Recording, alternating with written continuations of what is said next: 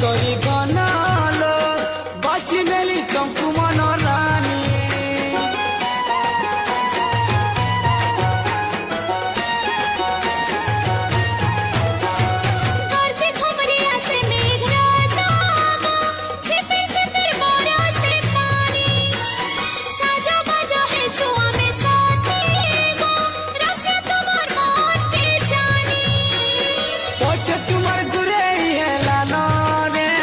पोछे तुम्हार गुरे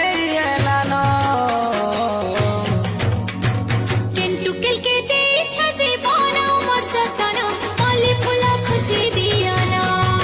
ए तुम्हार कोली डाले लकी बुले मन मोर कांचन किंद्री करी पास के आसन